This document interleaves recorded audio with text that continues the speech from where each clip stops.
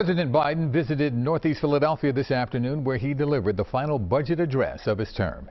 Nikki DeMentri was in attendance. She joins us now from outside the Finishing Trades Institute with more on the proposal the president laid out. Nikki.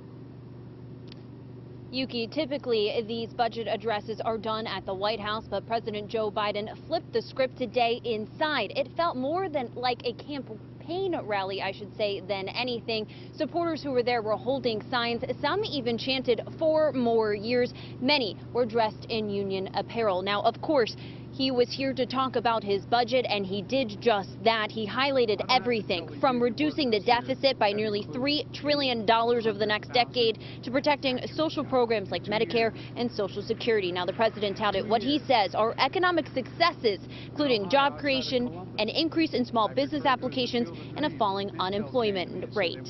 While he wants to raise taxes on the wealthy, he plans on keeping taxes at bay or even cutting them for everyone else through things like restoring the full child tax credit.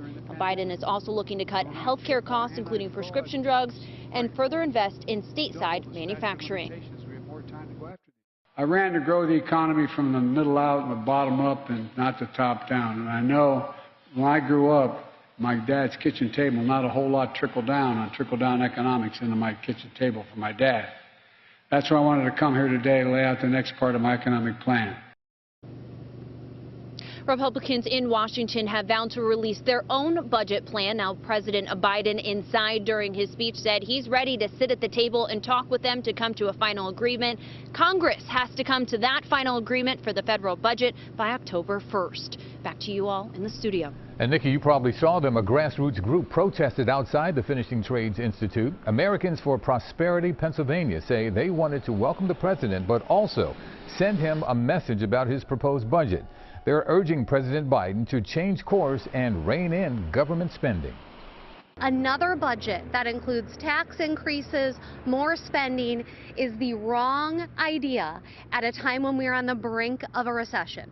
We think we need to talk about spending caps.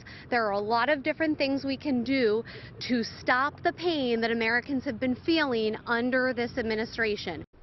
The group also says they want to see a federal budget that cuts taxes. We invite you to stay with CBS 3 for continuing coverage of the president's visit, and you can see his full speech on our website, cbsphiladelphia.com.